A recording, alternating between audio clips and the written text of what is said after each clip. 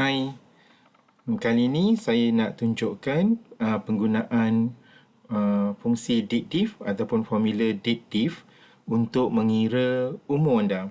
So, ini tarikh lahir saya. Ingat tahu. Lepas tu, kita letakkan tarikh hari ini dengan menggunakan formula today. Jadi, formula dia ialah sama dengan today, buka dan tutup kurungan. Seperti ini. Kemudian anda tekan enter dan ini adalah tarikh hari ini yang saya record ni. Kemudian kita dapatkan berapakah umur saya dalam tahun, dalam bulan dan juga hari.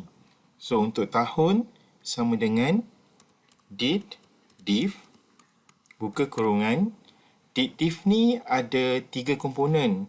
Komponen pertama dia ialah start date, iaitu tarikh lahir, finish date, tarikh hari ini, dan apakah format dia, tahun ke, bulan ke, hari. Jadi, start date kita adalah A2, tarikh lahir, tarikh hari ini ialah B2, okay. Dan format untuk tahun ialah double quote Y, double quote, macam tu Kemudian, tutup kurungan dan enter. Okey. Untuk bulan, kita menggunakan formula yang sama. Apa yang perlu ditukar hanyalah format dia. Format dia adalah YM. Okey. YM ni maksud yang mudah untuk difahami ialah lebihan bulan ditolak dengan tahun. Okey. YM itu bulan dia. Dan untuk hari pula masih lagi DATEDIF yang sama.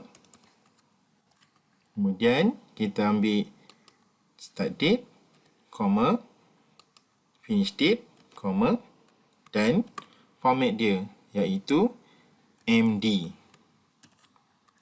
Tutup kurungan. Itu dia. Okey. Dan kalau anda hendak menyambungkan dia dengan perkataan, saya boleh gunakan C2, D2 dan E2 dan perkataan tahun, bulan dan juga hari. Iaitu seperti ini. Saya suka guna simbol ampersand daripada concatenate. Jadi, sama dengan C2. Kalau boleh letak spacebar lah. Senang sikit nak baca. Ampersand, spacebar, double quote, spacebar, tahun, spacebar, double quote. Kemudian kita spacebar dan ampersand lagi untuk D2. Ini pun ada spacebar Okey. Spacebar, ampersand, spacebar. Ulangi yang sama, cuma yang ini ialah bulan. Okey. Dan kita sambung lagi untuk E2.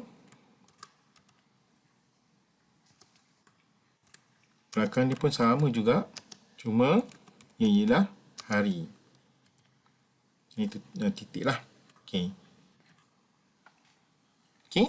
Jadi ini adalah formulanya. Bila anda tekan enter, anda akan dapat umur yang penuh dalam bentuk ayat. Okey. Kalau nak tambah dekat depan pun boleh juga. Saya double klik sekali lagi. Saya letak dekat depan ni. Double quote. Umur saya ialah. Lepas tu spacebar, double quote, spacebar, N. Anda cuba perhatikan bahawa penggunaan simbol ampersand tu adalah untuk menyambungkan sel ataupun formula dengan teks. Itu kegunaan ampersand tu. Nanti akan ada lagi yang saya tunjukkan untuk formula-formula yang lain. Okey, so saya tekan enter ini. Tu. Senang kan? So kalau ada apa-apa, nanti saya akan sediakan email untuk anda email pada saya. Okey, bye.